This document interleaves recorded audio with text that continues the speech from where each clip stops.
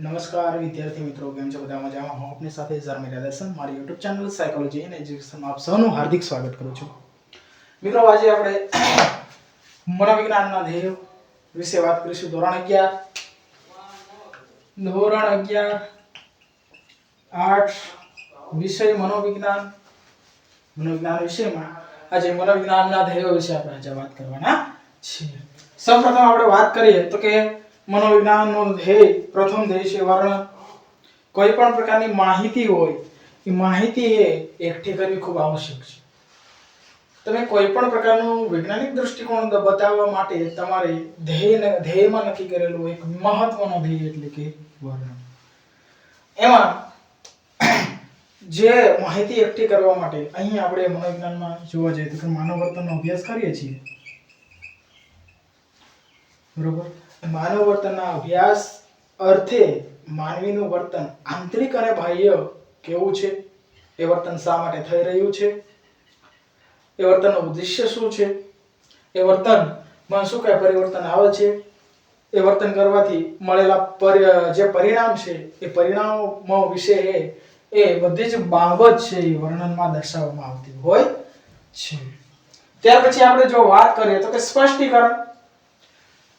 જે ધ્યેયોમાં વર્ણનની વાત કરવામાં આવેલી એ ધ્યેયોમાં જે માહિતી આપણને જે માહિતી બતાવવામાં આવેલી માહિતીનું સ્પષ્ટીકરણ કરવું જરૂરી.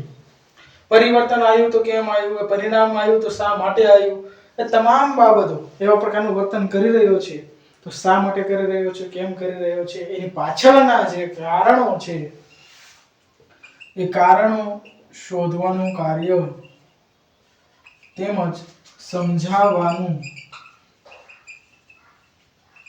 કાર્ય છે એ સ્પષ્ટીકરણ જેવા ધ્યેયમાં એ કરવામાં આવતું હોય છે. ત્યાર પછી આપણે વાત કરીએ કે આગાહી કે કોઈ પણ પ્રકારનો જે સ્થાપિત નિયમો, વિજ્ઞાન દ્વારા સ્થાપિત નિયમ જે રચાયેલો હોય એ નિયમમાં જે નિયમોને આધીન કોઈ પણ પ્રકારની જો ભવિષ્યવાણી જો કરવામાં આવતી હોય છે તો તેને આપણે આગાહી તરીકે ઓળખી શકાય છે. જસ્ટ ફોર એક્ઝામ્પલ, હવામાનનું ઉદાહરણ આપણને પાઠ્યપુસ્તકમાં આપેલું છે. એવી જ રીતે વ્યક્તિ એનું વર્તન વિશે પણ આપણે આગાહી કરી શકીએ છીએ અને એ વર્તન કેમ અને શા માટે કરશે અથવા તો કેવી રીતે કરશે અને કેમ કરશે એના વિશેની પણ આપણે પૂર્વકલ્પના પણ કરી શકીએ છીએ.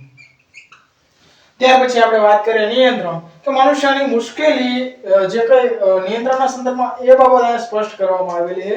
નિયંત્રણ એટલે એની ઉપર કોઈ પણ પ્રકારનો રોગ જમાવવાની વાત નથી થતી. નિયંત્રણ એટલે કે મનુષ્યની જે કઈ મુશ્કેલીઓ છે, બરોબર, જે સિદ્ધાંત, વૈજ્ઞાનિક સિદ્ધાંત અનુસાર વ્યક્તિમાં અનુભવાતી કોઈ પણ પ્રકારની જે મુશ્કેલીઓ છે, ચિંતા છે તેમજ વગેરે બાબત છે એને હલ કરવાની છે, બરોબર, અથવા હલ કરવા માટેના જે પ્રયત્નોમાં છે મળતી સફળતા એટલે નિયંત્રણ. માની લો કે કોઈ વ્યક્તિ છે એને ચિંતા અનુભવાય છે, બરોબર, તો આ ચિંતાને કઈ રીતે હલ કરવી, કેમ કરવી, બરોબર, એના અગાઉ શું આપણે ડિસિઝન લેવા, નિર્ણય લેવા, બરોબર, એના માટે યોગ્ય રસ્તો કયો, બરોબર. આપણે વાત કરતા કહેવત પણ છે, પાણી આવ્યા પહેલા પાળ બાંધવી.